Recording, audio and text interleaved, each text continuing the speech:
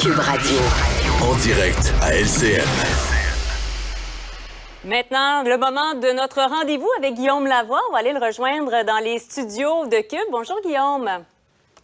Bonjour, Marianne. Parlons tout d'abord de la situation en Pologne, alors qu'on le sait. Il y a eu ce missile qui s'est écrasé du côté polonais. Deux personnes qui sont décédées à ce moment-ci. À un certain moment, on aurait pu se poser... Bon, on s'est posé la question à l'international. Est-ce que c'est un geste direct de la Russie, provoqué de la Russie? Il apparaît que ce serait pas le cas. Là. Tout porte à croire que ce serait pas le cas. On comprend qu'il y a une espèce de soupir de soulagement de tout le monde, là, Guillaume. Oui, parce que tout le monde, effectivement, était un peu sur les nerfs, il faut le comprendre, parce que c'est un débordement du conflit qui aurait des conséquences très importantes. La Pologne, c'est pas juste un autre pays voisin de l'Ukraine, c'est un membre d'une coalition militaire qui s'appelle l'OTAN. Et nous sommes membres de l'OTAN et il y a un peu une clause, c'est l'article 5, ce qu'on pourrait appeler la clause mousquetaire. Un pour tous, tous pour un. Si vous attaquez un des membres, tous les autres vont venir à sa défense. Et la dernière chose que l'on voudrait, c'est une confrontation directe entre des puissances nucléaires, ici les États-Unis, la France, la Grande-Bretagne et la Russie. Il n'y a rien de ça qui est rassurant pour l'avenir non seulement du monde, mais de la civilisation humaine. Alors, là-dessus, les informations au départ laissaient entendre que ça puisse être un missile russe. Là, maintenant, nos informations sont davantage que ça pourrait être un missile ukrainien qui était un missile antimissile qui visait probablement à empêcher un missile russe de tomber sur le territoire ukrainien.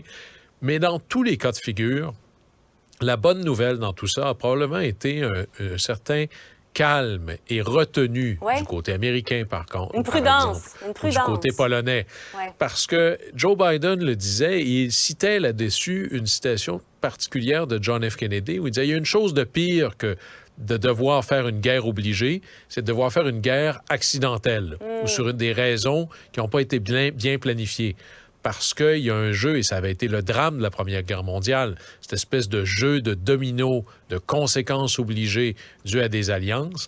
Et dans ce contexte-ci, la dernière chose dont on a besoin, c'est des gens qui sont des va-t-en-guerre, qui se cherchent des prétextes pour amplifier ou élargir le conflit.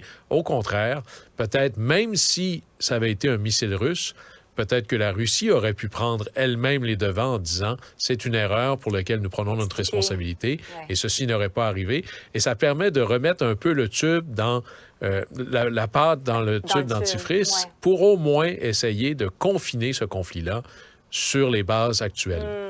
Il faut également parler de Donald Trump. Évidemment, il lance sa campagne à la course à la présidence. Écoutons un peu comment il a amené le tout. I do want to point out that in the midterms, my endorsement success rate was 232 wins and only 22 losses. You don't hear that from the media. I will ensure that Joe Biden does not receive 4 more years. In 2020, our country could not take that.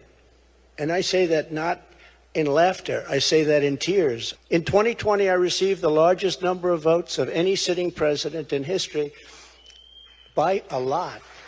And we will do it again, but with even more votes this time.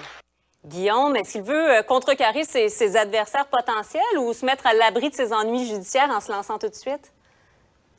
Bien, il y a probablement quelque chose qui il le pousse profondément à vouloir être au centre de la lumière, et ça, c'est la manière la plus forte, et il permet de continuer son narratif. Tout son discours était un festival de faits alternatifs. Il n'y a qu'une seule personne qui pense que Donald Trump a eu une bonne soirée le soir des élections de mi-mandat, et c'est Donald Trump. Mais vous savez, c'est Mark Twain qui disait qu'un mensonge peut faire le tour de la Terre pendant que la vérité attache ses souliers. C'est un peu ça que l'on voit ici. Une vérité alternative poussée par sa base. Et là, la grande question au sein du Parti républicain, c'est parce que, oui, Trump a peut-être 20, 30, 35 % d'appui dans la base républicaine. C'est pas assez pour gagner. Mais en 2016, quand il a gagné contre ses adversaires républicains, ils étaient tellement nombreux que l'opposition à Trump était profondément divisée, ce qui lui a permis de s'imposer. Cette fois-ci, est-ce que du côté de ceux qui ne sont pas Trump et qui ne veulent pas Trump, il y aura une espèce de conciliabule entre eux pour dire, bon, si on est tous candidats, il va passer. Alors peut-être qu'il devrait y avoir une espèce de primaire avant les primaires ou une conversation dans la Chambre des adultes pour dire s'il n'y a qu'un candidat ou deux contre Donald Trump, ses chances à Trump seraient probablement plus réduites. Et c'est ça la grande question qui est en train de se poser présentement du côté républicain. Intéressant tout ça. On va suivre ça avec attention. Merci beaucoup, Guillaume. Au plaisir. C'est tout pour nous. Merci beaucoup.